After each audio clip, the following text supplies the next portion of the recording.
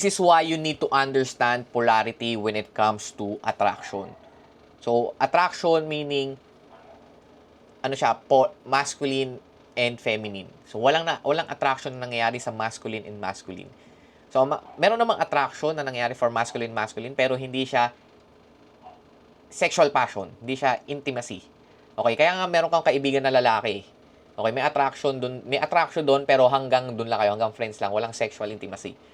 So, meron kayong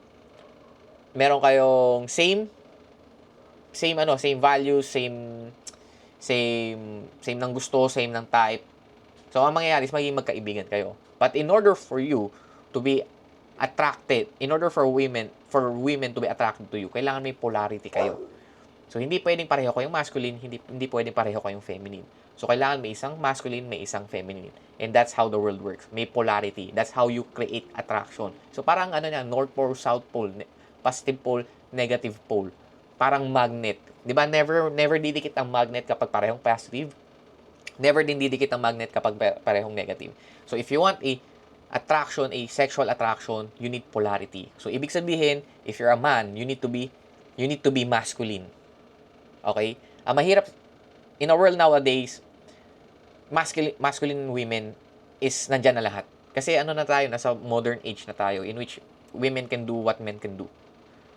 So, ang default state nila ngayon is nasa masculine state kasi kaya na nila magtrabaho, kaya na nila mag-provide. Now, in order for you to activate their feminine state or bumalik sila sa feminine state sila, kailangan meron muna silang makitang masculine man. Okay? Kasi kung feminine ka lang rin, wala. Siya yung magiging feminine, siya yung magsi-step up to be the masculine man. So gusto niya makakita ng lalaking kayang mag-lead, kayang mag-provide. Kasi yun yung talagang hinahanap niya. Gusto niya yung lalaking kaya niyang maging feminine. So in order for you to be that man, you need to work on yourself. Work on your confidence, work on your money, work on your looks, work on your body, work on your discipline. In that way, she will perceive you as a masculine man and she will see you as a potential mate.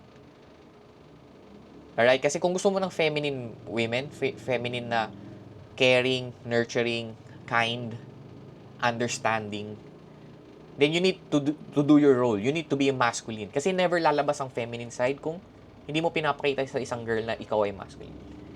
So, if you want to attract a feminine woman, you need to understand polarity. And attraction starts with polarity. So, make sure you improve your masculinity, improve yourself, do masculine habits. And may mga videos ako dyan on how you can do masculinity habits. And I hope this video helped you and I gave value. So, yun lang.